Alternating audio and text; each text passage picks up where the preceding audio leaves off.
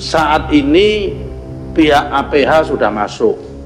Jadi tanpa kami melakukan proses tindak lanjut ke pidana pun, APH memang sudah melakukan inisiasi di bidang itu. Mulai dari proses pemalsuan dokumen di bawah yang melibatkan Pemda, mulai dari pemalsuan dokumen PBB, dokumen kiriknya dan sebagainya sudah diproses semua oleh APH. Jadi perkara masalah ini kemudian setelah kami secara administrasi selesai, bola akan lari kepada proses pidananya. Nah, kemudian kita memberikan sanksi berat, pembebasan dan penghentian dari jabatannya pada mereka yang terlibat kepada 6 pegawai dan sanksi berat kepada 2 pegawai.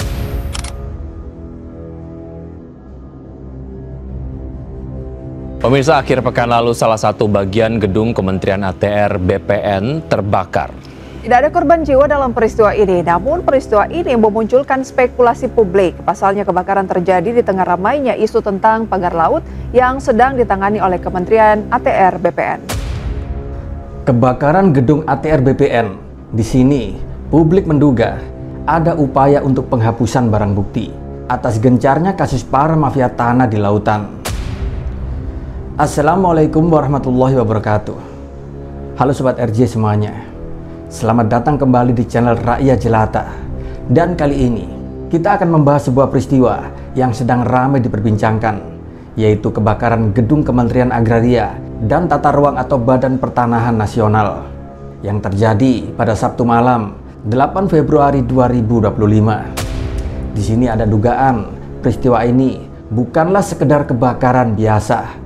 Di sini aroma-aroma misteri yang menyelimuti insiden ini, terutama karena kebakaran ini terjadi di tengah polemik besar soal pagar laut, sertifikat tanah di atas laut, serta maraknya para mafia-mafia perampas tanah rakyat. Jadi Sob, apa sebenarnya yang terjadi? Apakah ini murni sebuah musibah teknis atau mungkin di sini ada upaya penghapusan barang bukti? Baru-baru ini, gedung ATR BPN yang berlokasi di Kebayoran Baru, Jakarta Selatan telah dilalap si jago merah, yaitu pada Sabtu malam 8 Februari 2025. Kobaran api tersebut bermula dari ruang humas di lantai dasar, yaitu sekitar pukul 23 waktu Indonesia Barat. Tapi beruntungnya di sini tidak ada korban jiwa dalam insiden kebakaran ini. Namun disinyalir banyak dokumen-dokumen penting serta peralatan kerja di ruangan tersebut yang hangus terbakar. Yang menjadi pertanyaan, apakah berkas-berkas ataupun dokumen penting milik Kementerian ATR BPN ini juga dapat terselamatkan begitu. Memang dari keterangan Menteri ATR BPN Nusron Wahid sendiri ini menyampaikan bahwa dugaan penyebab kebakaran ini adalah terjadinya korsleting arus listrik dari perangkat elektronik. Namun hal tersebut masih perlu dikonfirmasi lagi, masih perlu dilakukan penyelidikan kembali oleh pihak-pihak terkait apakah memang kebakaran disebabkan dari hal tersebut. Dan menariknya, kebakaran ini terjadi saat Menteri ATR BPN Nusron Wahid sedang gencar-gencarnya untuk menangani kasus pagar laut di Tangerang dan Bekasi. Kasus ini pun mencuat setelah ada temuan sertifikat hak guna bangunan atau HGB dan sertifikat hak milik atau SHM yang diterbitkan secara ilegal di atas lautan. Bahkan di sini, Nusron Wahid pun telah memberhentikan 6 pejabat lingkungan kantor pertanahan di Kabupaten Tangerang akibat keterlibatan mereka dalam kasus pagar laut. Dan mengenai kebakaran ini, dengan tegas Nusron Wahid pun membantah bahwa kebakaran ini ada hubungan dengan kasus pagar laut. Di sini beliau mengatakan bahwa insiden ini murni disebabkan oleh technical error.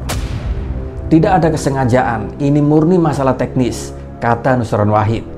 Meskipun begitu, di sini publik tetaplah curiga.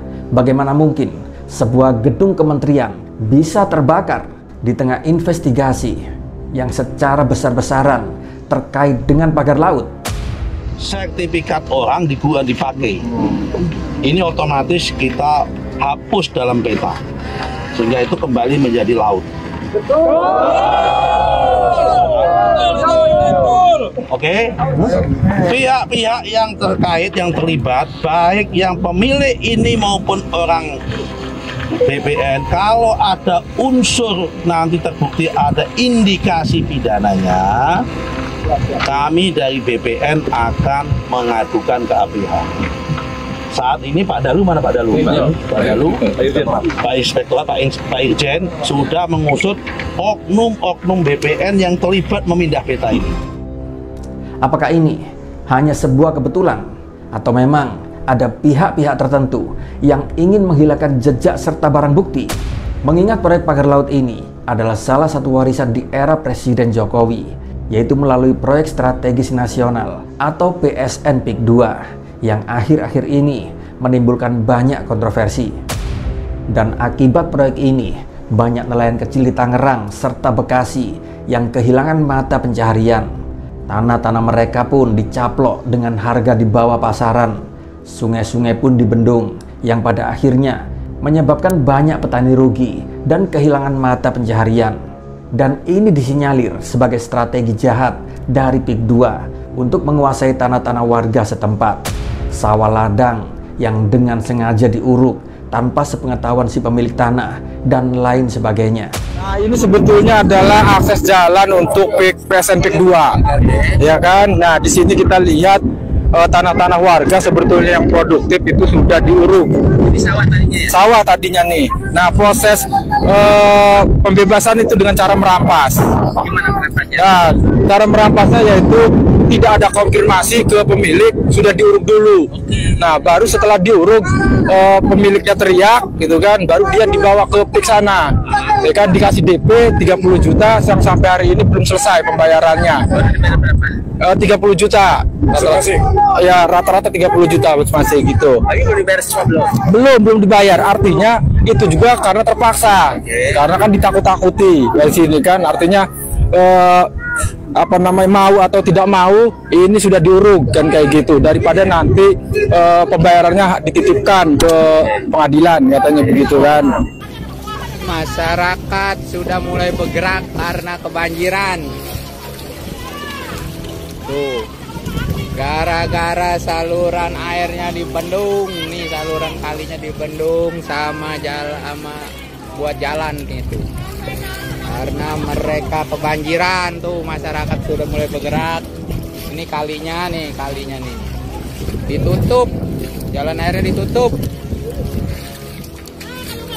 Dari kejadian di laut, di daratnya juga ada persoalan.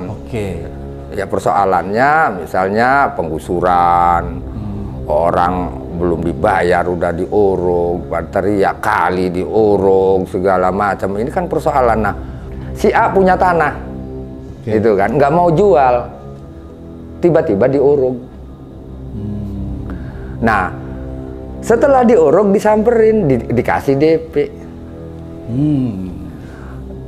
Nggak diterima, tanah udah diuruk. Iya kan, diterima nggak sesuai harganya. Ini kan sama dengan kasih nggak. Diintimidasi. Modelnya begitu, cuman nggak begitu doang, cara doang yang berbeda. Mau dikasih nggak? Kan gitu doang. Teror ya. Cuman bedanya bukan mau dipukul, diuruk dulu. Kalau nggak begini, saya petani tambak. Yang namanya petani tambak itu ternak ikan bandeng. Butuh sirkulasi air. Lah, tempat sirkulasinya diuruk sungainya. Otomatis nggak ada sirkulasi. Kalau nggak ada sirkulasi kan salinitasnya tinggi, akhirnya mati ikannya. Nah, kira-kira kalau terus-menerus begitu, nanam lagi mati lagi ikannya, nanam lagi, waduh, ini nggak bisa dikelola nih tambak. Tiba-tiba datang, udah dibeli aja, dijual aja, ya jual lah, pusing. Terus dibeli murah itu ya? Dibeli murah 50.000 per meter. Itu masih mahal 50.000 ya WRI. Kalau sampai ke tangan yang punya itu 50.000 nggak, atau sudah terpotong-potong? Setelah di ACC 50.000 per meter, gitu kan, jatuh ke tangan sayanya tidak 50.000 per meter. 30.000. Jadi sampai ke tangannya Kang Holid tinggal 30.000. Itu juga dipotong lagi 2.000. Berarti menderita dong ya rakyat di sana. Lah ya itu kan polsek saja, polsek. Ini udah dia udah diancam nih. Betul. Mau aksi, besok mau aksi didatang ke rumahnya sama Kapolsek Ronjo. Oke. Bung Rizky, bisa nggak cerita tuh kenapa tuh Kapolsek Ronjo datangi Anda karena Anda mau aksi di lapangan kemarin? Baik, ya disclaimer dulu ya. Memang itu sebelum aksi itu memang udah ada intimidasi dari aparat kepolisian, terutama dari Kapolsek setempat. Langsung Kapolseknya yang datang, namanya Dedi. Datang ke rumahmu? Iya, datang ke rumah saya. Itu kan kami gitu kan, Korlap kan ada 3, salah satunya saya. Setelah H-3 mengirimkan surat pemberitahuan aksi ke Polda Banten, itu besoknya Kapolsek ke rumah saya. Dan Kapolsek ke rumah saya itu mereka dan ada anak buahnya juga, itu Kapolsek sendiri itu berseragam polisi. Ya jelas ada namanya Dedi, namanya di situ. Itu mengatakan kalau seandainya kamu itu besok atau tanggal 1 Februari itu tidak melakukan aksi, nanti saya akan urus tanah-tanah orang tua kamu, akan akan diselesaikan besok hari itu juga. Akan dibayar ya? Iya. Asal kamu nggak aksi. Iya gitu. Ada intimidasi, ada upaya menghentikan aksi tersebut. Negosiasi. Pembatalan aksi tersebut, ada upaya-upaya yang saya hadapi gitu. Jadi berarti gini, Bang Rizky ini dilarang ikut aksi tanggal 1 itu. Enggak, aksinya pengen dibatalkan. Dibatalkan. Pengen dibatalkan. Ya kata saya, kalaupun saya ngomong membatalin segala macam, itu bukan wewenang saya untuk membatalkan aksi. Tetap itu hajat masyarakat untuk menyampaikan aspirasi, untuk menyampaikan tuntutan-tuntutannya, keluh kesahnya yang dilakukan oleh PIK 2 ini kezoliman luar biasa kepada masyarakat. Dan di sini, ketika Nusron Wahid sedang getol-getolnya mengungkap kasus ini, tiba-tiba gedung ATR BPN pun terbakar. Di sini, publik pun lalu menyimpulkan seolah ada benang merah yang saling berhubungan. Dan dari hasil investigasi awal dari pihak penanggulangan kebakaran dan penyelamatan, Gulkarmat DKI Jakarta mengatakan bahwa hal ini diduga disebabkan dari konsleting perangkat AC yang ada di lantai bawah.